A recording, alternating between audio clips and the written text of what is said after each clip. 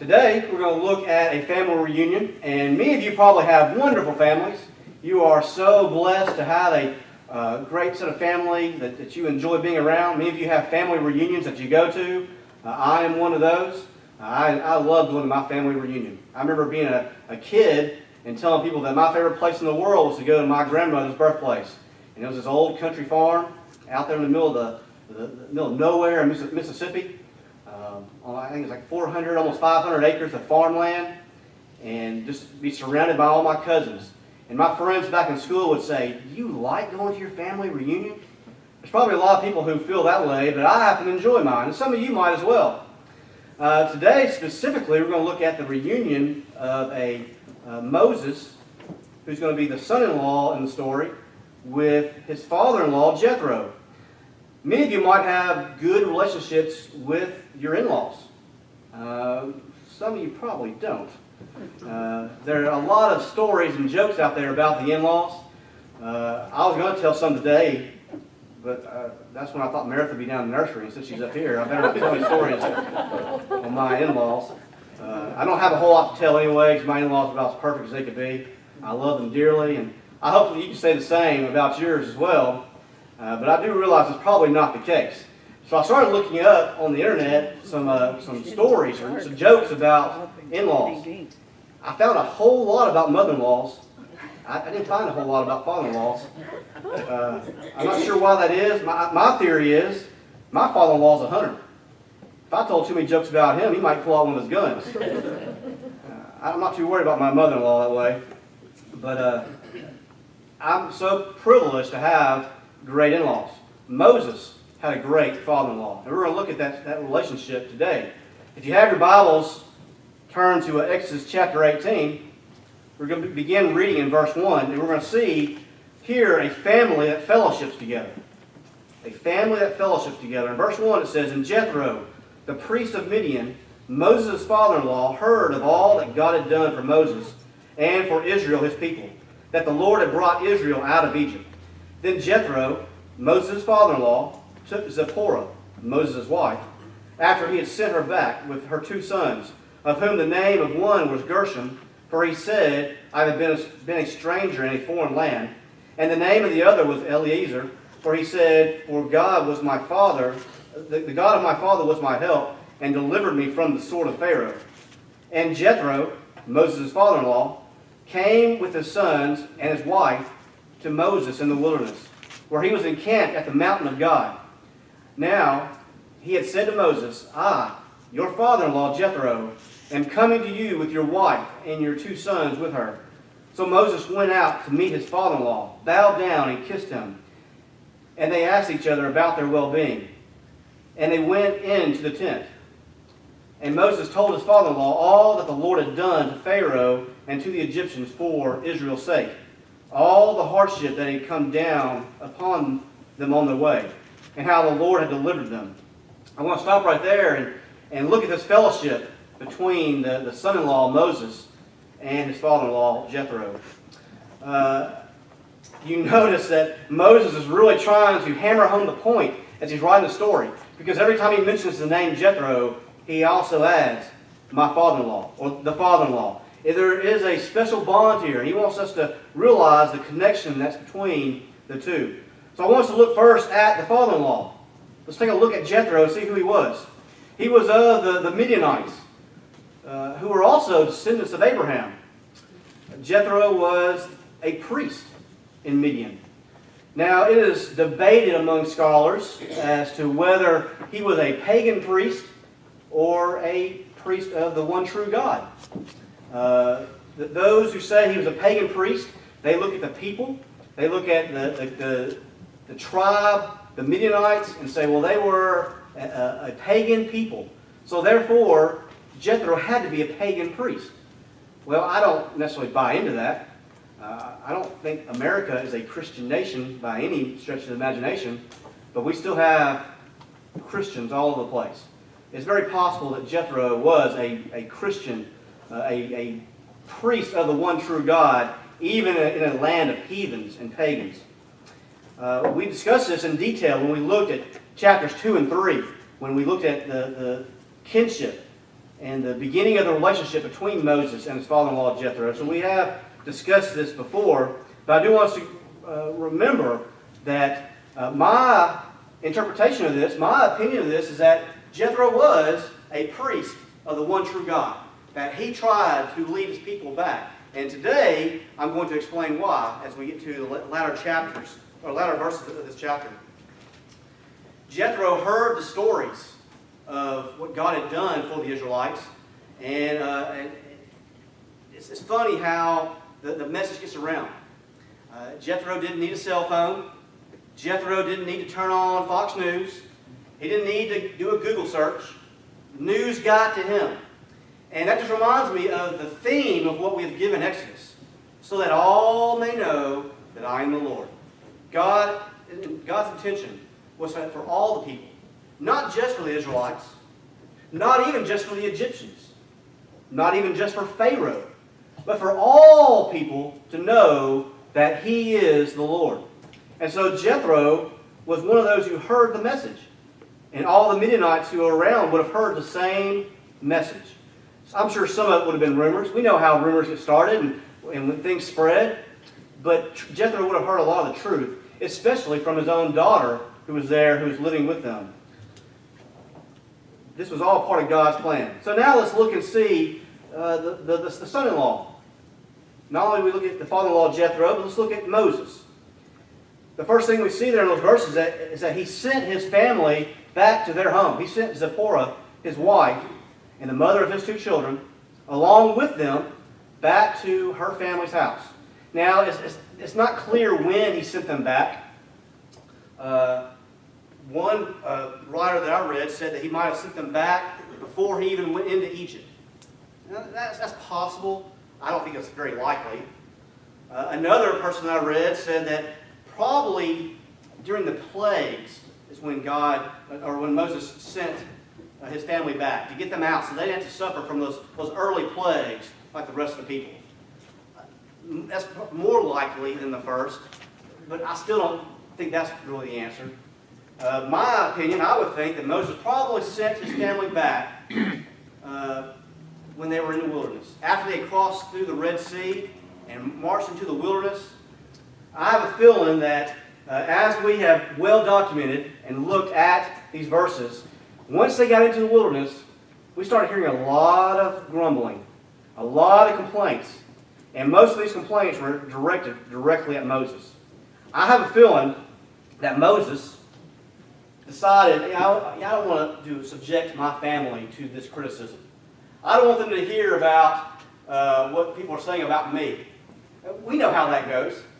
You know, you can say all you want about me, and you can hurt my feelings all you want, but don't you dare take my family. Now, I take offense to that. I'm sure that the negative comments that ever been said about me probably just rolled right off my back, and I just laughed it off. But I guarantee you, Meredith heard it, and she probably didn't find it nearly as amusing as I would have. That's the way it works, isn't it? You can probably think of instances with your spouse, or maybe with your kids, or your parents, where you got your feathers ruffled. So I believe that Moses sent his family away during this time of grumbling when they were in the wilderness. He didn't want his family to hear all that's being said. But also in this relationship, in this fellowship that we're looking right here, it's interesting to note that as they approach Moses, what does Moses do? Keep in mind, Moses is the leader of the nation. It's about 2.5 million people that Moses is in charge of. He is the leader of a nation. And what does Moses do? He bows down to his father-in-law. I've never bowed down to my father-in-law. Probably about the best we do is we shake hands and we might do a side hug. You know? Yeah. That's about as close as we've gotten to showing each other some type of love and respect. But Moses bowed down. I think that, again, goes back to showing that Jethro is a priest of the one true God. I believe that Moses is not only showing him respect as his father-in-law, but also as a priest. That's how he's showing him honor and humility and respect for his father-in-law. Okay, so we have looked at these verses here, a family that fellowships together. Secondly, I want us to look at a family that worships together. A family that worships.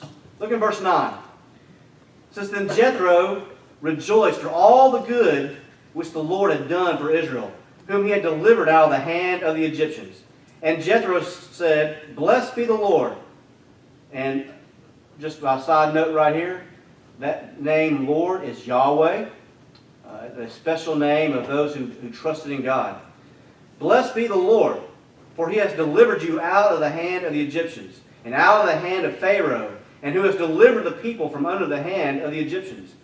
Now I know that the Lord is greater than all the gods, for in the very thing in which they behaved proudly, he was above them.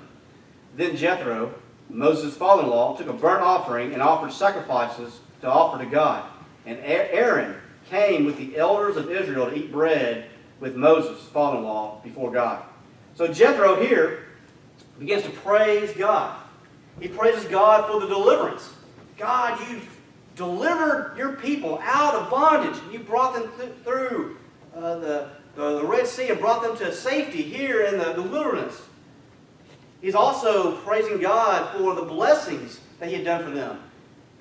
It's obvious. God's provided for them water, as we have looked in the last 3 chapters. He provided food through the manna and the quail.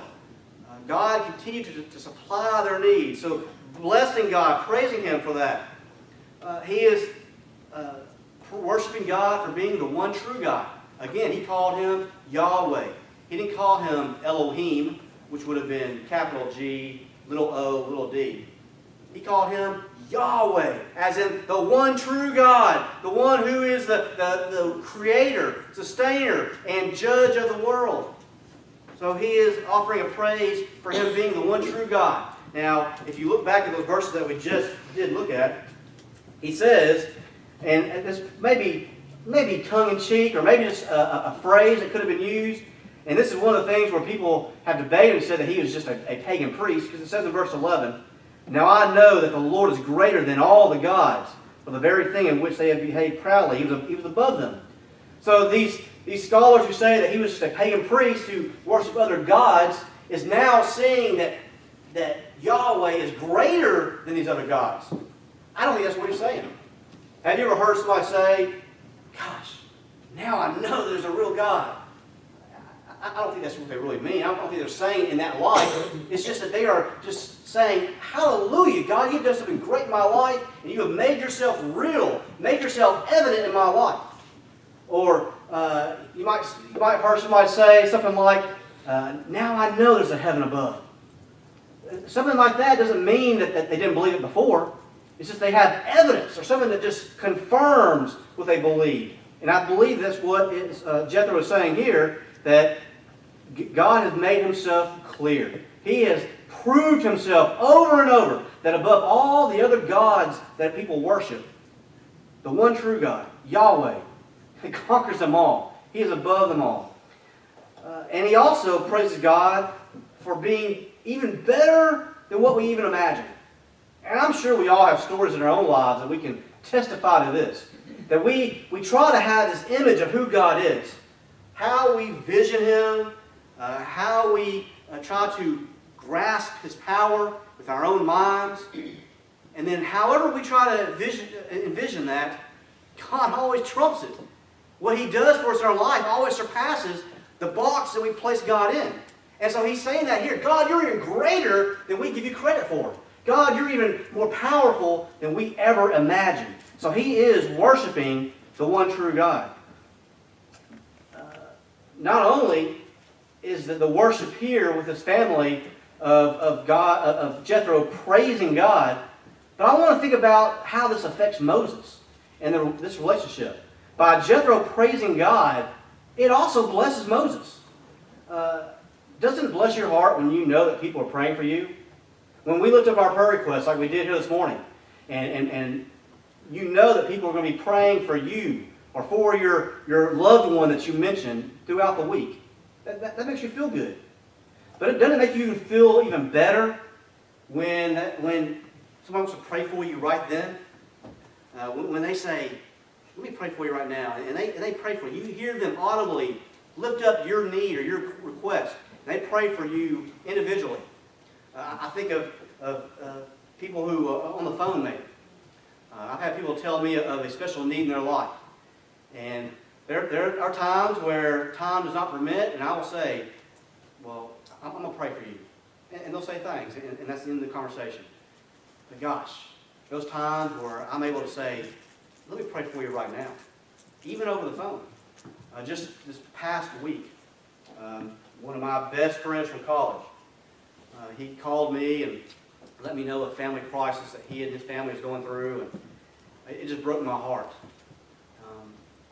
And we talked for probably a good 30 minutes or so. He needed to get off the phone.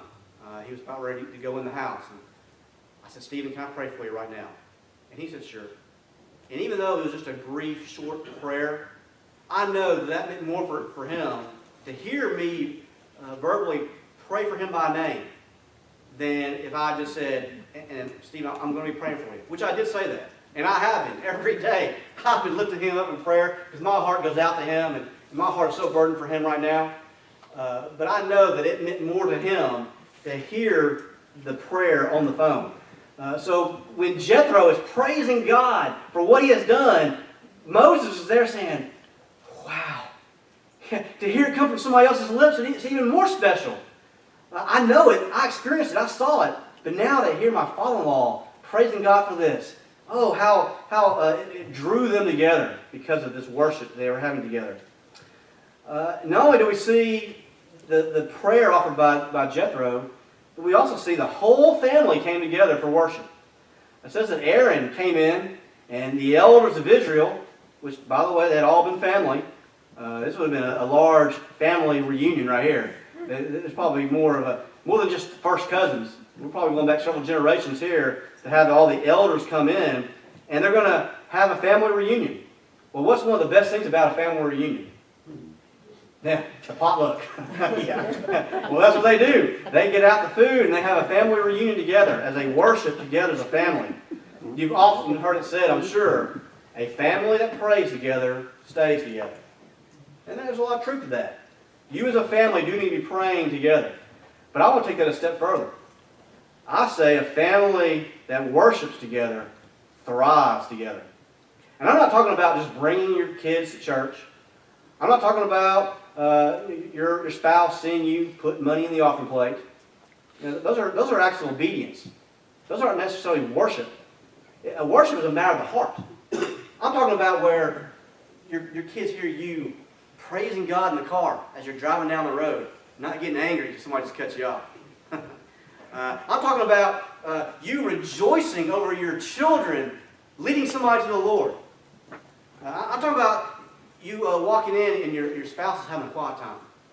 I'm talking about genuine worship, not just going through the motions, not just being there because you have to be there, but real, genuine worship where God is first in your life and it overflows into those around you. That is real worship.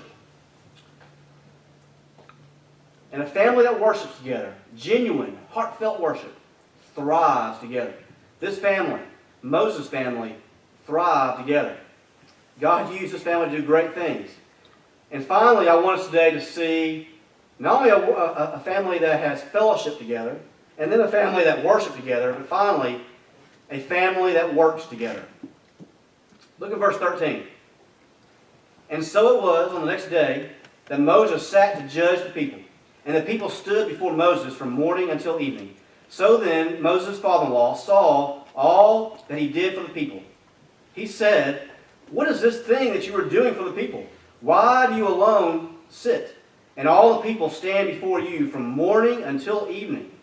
And Moses said to his father-in-law, "Because the people come to me to inquire of God. When they have a difficulty, they come to me, and I judge between one and another, and I make known the statutes of God and his laws." So Moses' father-in-law said to him, "The thing that you do is not good. Both you and these people who are with you, you will surely wear yourself out. For this thing that is too much for you. You are not able to perform it by yourself. Listen now to my voice. I will give you counsel, and God will be with you. Stand before God for the people, so that you may bring the difficulties to God. And you shall teach them my statutes and the laws, and show them my way in which they must walk. and the work they must do. Moreover, you shall select from all the people able men, such as fear God, men of truth, hating covetousness, and place such over them to be rulers of thousands, rulers of hundreds, rulers of fifties, and rulers of tens, and let them judge the people at all times. Then it will be that every great matter they shall bring to you, but every small matter they themselves shall judge.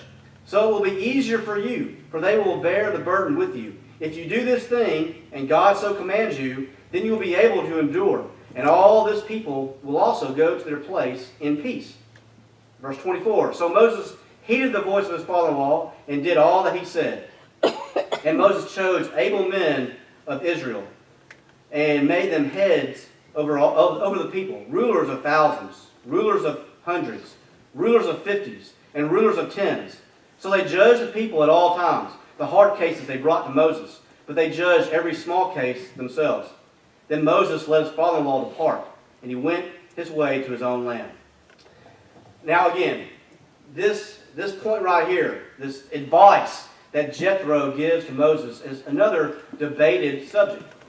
Remember, I told you that some people believe that Jethro had to be a pagan priest because of the people that he lived with. And they believe that Jethro is giving Moses worldly or secular advice. Advice that makes sense in his own head. And it does make sense. Our own legal system is based off of a similar principle to this. It does make sense.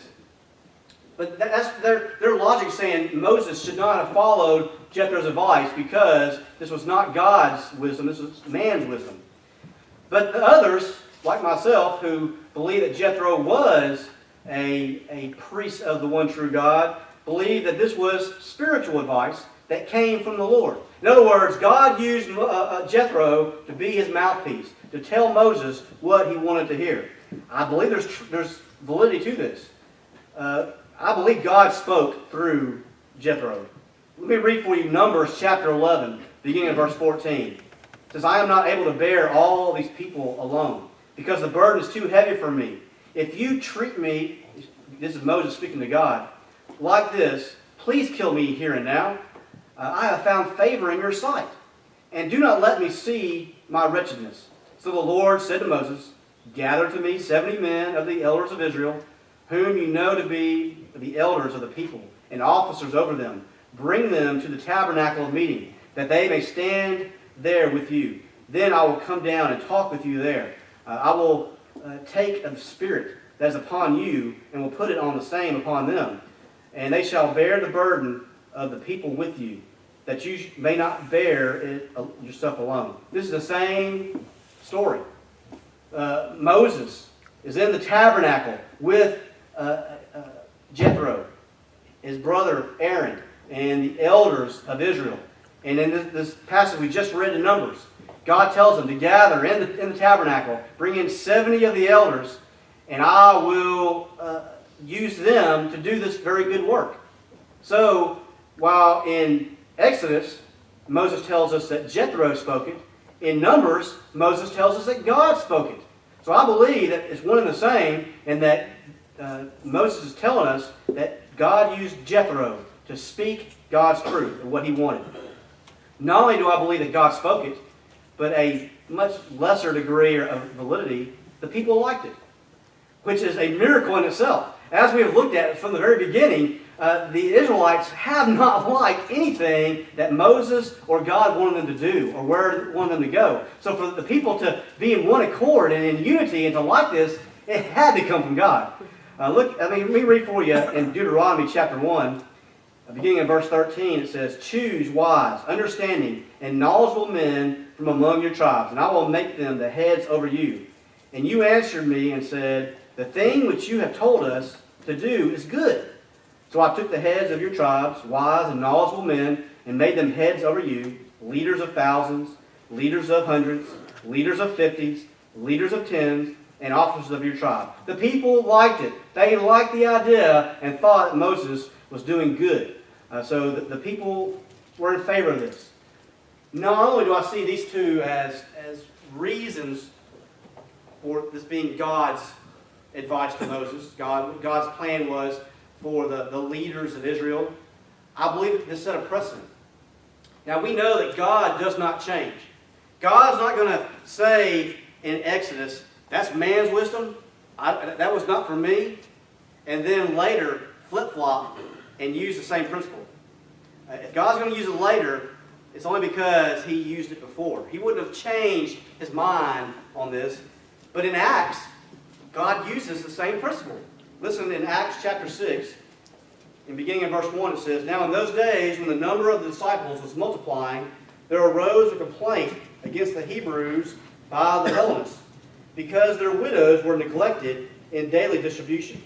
Then the 12 summoned the multitude of the disciples and said, 'It is not desirable that we should leave the word of God and serve tables. Therefore, brethren, seek out from among you 7 men of good reputation, full of the Holy Spirit and wisdom, whom we may appoint over this business.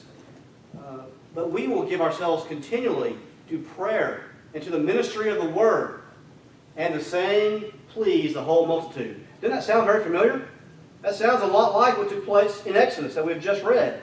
And so, if God used it in Acts, but then He did not approve of it in Exodus, that would not make sense. I believe that the two are in line with God's plan. I believe that God spoke through Jethro. So that is my 2 cents on the issue as to whether Jethro was a priest of the one true God. You can agree with me or not, but if you want to be right, you better agree with me, right?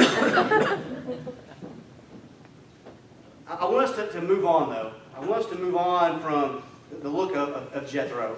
There's a lot of information there just for your own knowledge. But there's also some practical applications to this text I want us to look at. One, I want us to look at the fact that Moses, a hero of not only the Jewish faith, but also our own Christian faith. Moses had his flaws. One of his flaws we see right here, that he was a workaholic. Many individuals, maybe even some here today, are workaholics. Maybe by your own admission, but maybe by your family or friends would say, yeah, they spend more time at work than they do with family or friends. What a tragedy. I did some research on what defines a workaholic or what drives a workaholic. I came up with 6 things. Workaholics see work as a way to distance themselves from unwanted feelings and relationships. They have problems at home they can't fix or they don't want to deal with. I see that a lot. I see that right here in the story of Moses. And, you know, when we first read the fellowship that Moses had with his father-in-law Jethro, it says that Jethro brought Zipporah and Moses' 2 children with them. It doesn't say anything about Moses embracing his wife, running to her. It doesn't say that he picked up his kids and played with them. I hope he did, but that's not mentioned. What is emphasized is that he bowed down to his father-in-law. It's very possible that Moses had a better relationship with his own father-in-law than he did his own wife and kids. I hope not. I'm just speculating here. I'm sure when I get to heaven and Christ is showing me around the place, He might say, "Chris, you were wrong on that. Moses was a great father and a great husband." And I hope that's the case. But we have mentioned this before, that Zipporah is very rarely mentioned in Moses' writing. His children are very rarely mentioned in his writings. I believe that they were not the priority in his life. A godly man, the minister who performed a marathonized wedding ceremony, told me in our very first pre-marriage counseling. He knew that I was in the ministry, and he said, "Chris, I've been at this for a long time, but I want you to know that God ordained the family before He ordained the church. Your family takes priority." I hope that could have been said for Moses. I don't believe so, though. Just my own reading of this, I think Moses' family took a back seat to the work that he saw. Secondly, workaholics believe that work is more important than anything else in their lives, including their family and friends. 3, workaholics get excitement from meeting impossible demands. Working non-stop provides an adrenaline rush to some people. Being extremely busy rushing to meet unrealistic goals and pushing themselves beyond their limits gives them that intense feeling they crave. Some people like going mountain bike riding, or whitewater rafting, or rappelling. I've done all of those things, and they are fun. Don't really have a desire to do them right now, but I remember the first time I went rappelling.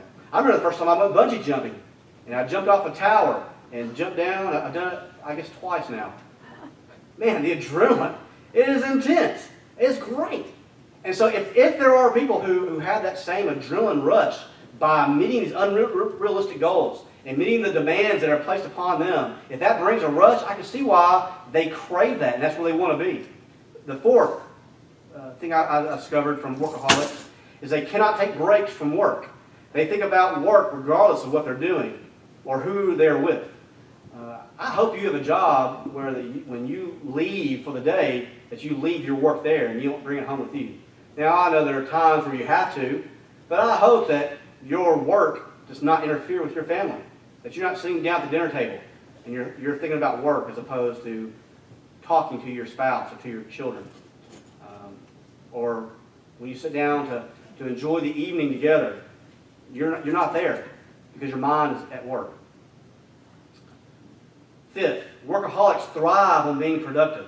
The more they work, the happier they are. It's addictive. And then the sixth application I've seen here is that workaholics have the opportunity to prove their value.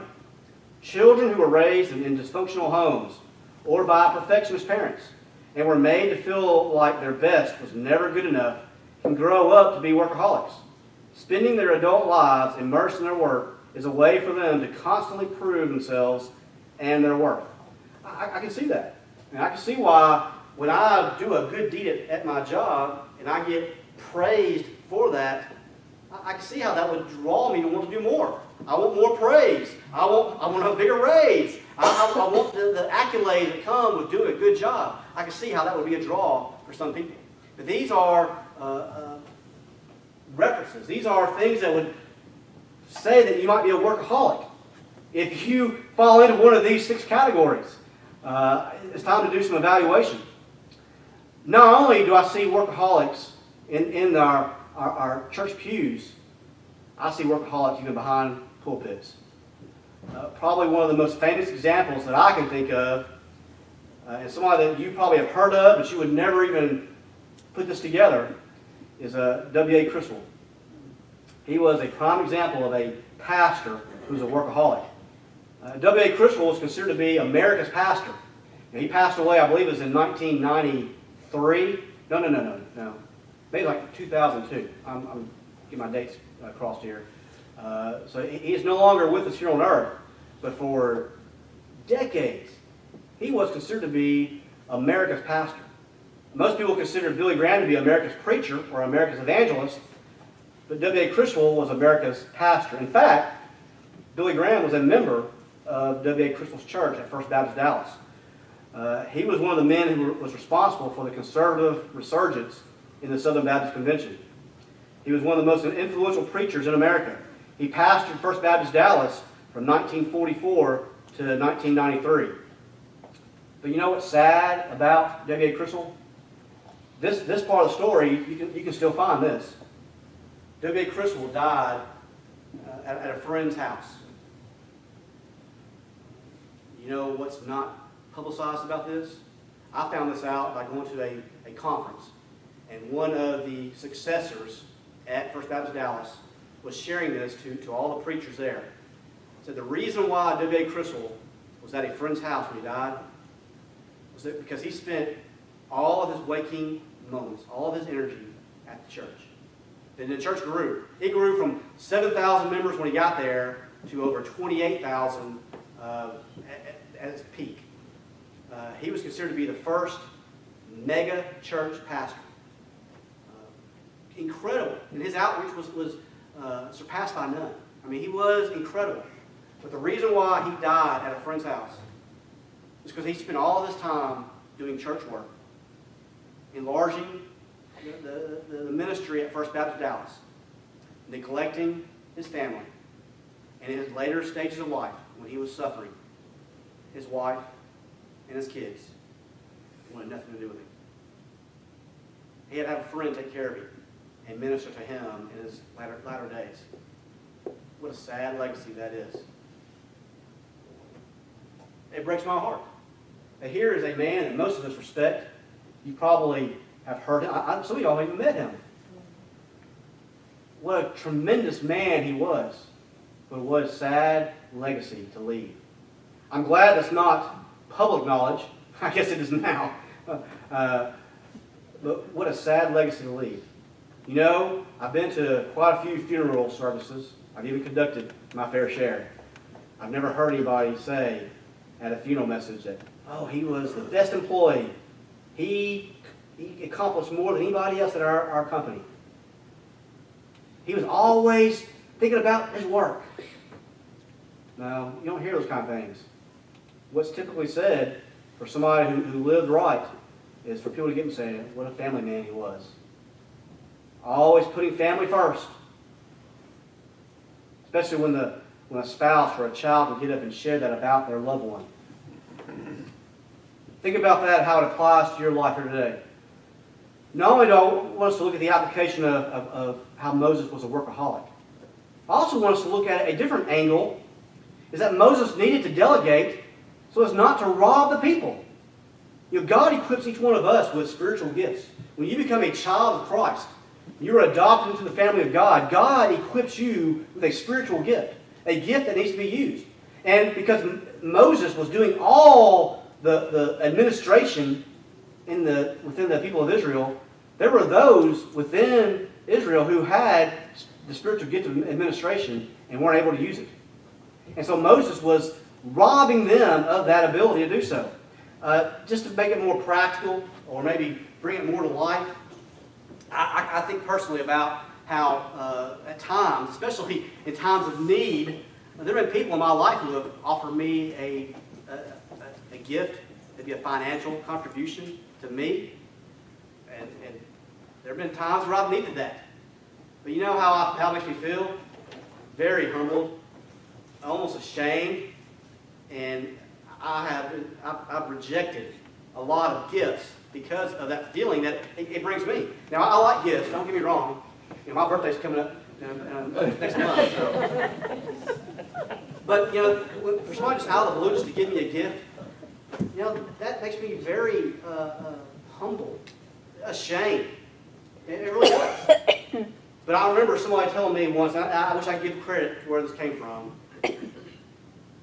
but to those that God has gifted with the spiritual gift of giving, God probably very well spoke to their heart and told them to give that gift to me. And when I rejected that gift and said, no, thank you, I appreciate it, no, then I was rejecting the gift of God. Not only was I rejecting the gift of God, but I was rejecting them from experiencing a blessing from God. Because it would have made them feel so good to do what God told them to do. You have spiritual gifts. Each one of you has spiritual gifts that needs to be used and used through the church.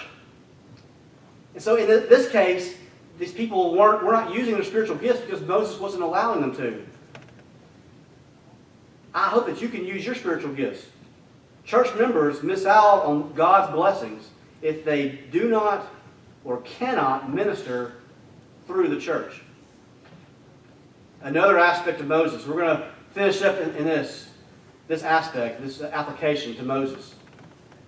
That not only was Moses a workaholic, not only was Moses robbing the people, but the good thing about Moses, the thing that we can praise Moses about, was that he was teachable. You know, nobody likes to be critiqued. I'm sure most of us in here have had a performance evaluation from an employer, or maybe from an educator, some type of an evaluation where they judged how we were doing. For those who you went through school, when your report card came out, that was an evaluation. Nobody likes getting that F. Nobody likes sitting in front of their boss, and for that boss to say, you messed up here. You're not doing a good job in this area. You need to work on this. That cuts to the quick. I mean, that hurts.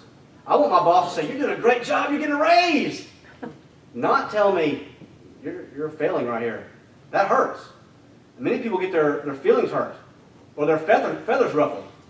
A lot of people will go back after a poor performance evaluation and go sit at their desk or go back to the job they were doing and they'll sulk. Or they'll be depressed and just how hurt they are. Or some others might go back and say, I can't believe they said that about me. They don't know what they're talking about. They're a bunch of morons. Sorry, Brantley. Don't use that word back there. I didn't realize we had a young'un in here. That many of us do not handle criticism the right way. Kids, when they are things aren't going their way, what do? They take their ball and go home. As adults, we get angry or we get depressed. That's not the way it needs to be, though. Moses took it like a man. For one reason, because he respected his father-in-law.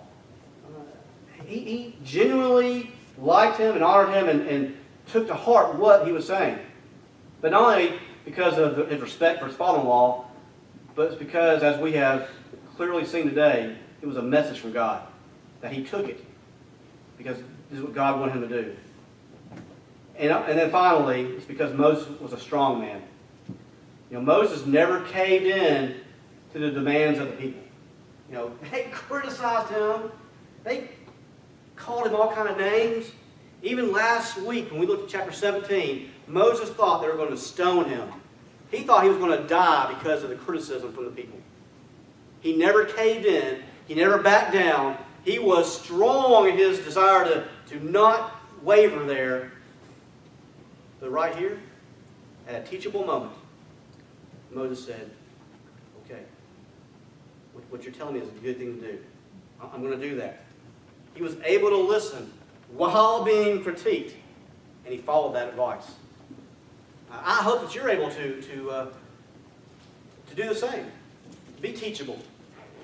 Regardless of your status, regardless of your age, regardless of how long you've been a Christian, that you can still listen to the voice of God and be taught. There's a lot of things that I still don't know. There'll be a lot of things that when I go to the grave, there'll still be a lot of things that I never learned. But I never want to stop learning.